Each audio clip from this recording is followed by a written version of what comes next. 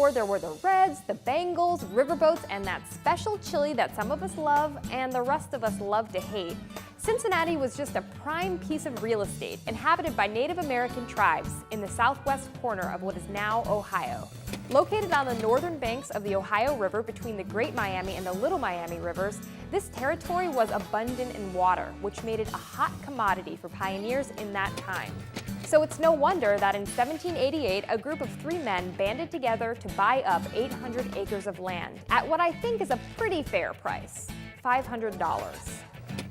John Filson, Matthias Denman, and Robert Patterson teamed up to make a city on the spot. Matthias was the money man who put down the cash. Robert found people willing to move there, and John mapped out the territory. Unfortunately, while he was out surveying the land, John disappeared.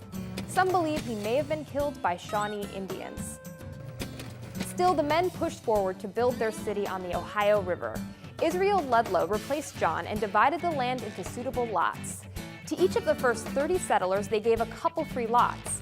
The men named the town Losantiville, which is a mess of different words meaning town across from the mouth of the Licking River. Now, I have a mouth, and you have a mouth, but the mouth of a river is a bit different. It's the part of the river that flows into a lake, reservoir, or ocean. In this case, it's where the Licking River flows into the Ohio River. In 1789, Fort Washington was built just west of Losantiville to protect settlers in the area from Native Americans who lived and traveled through there. This was the Wild West of the time. Without a very established government in the town, things could get a bit crazy, and often the militia from the fort had to keep peace in the town.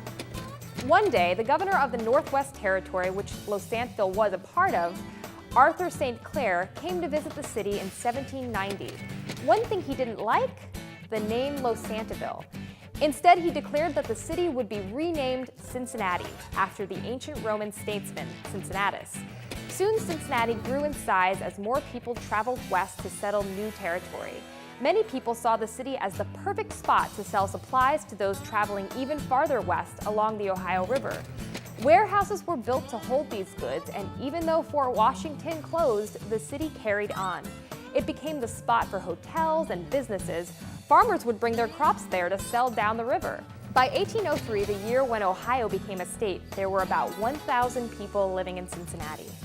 Today, it's the 3rd largest city in Ohio.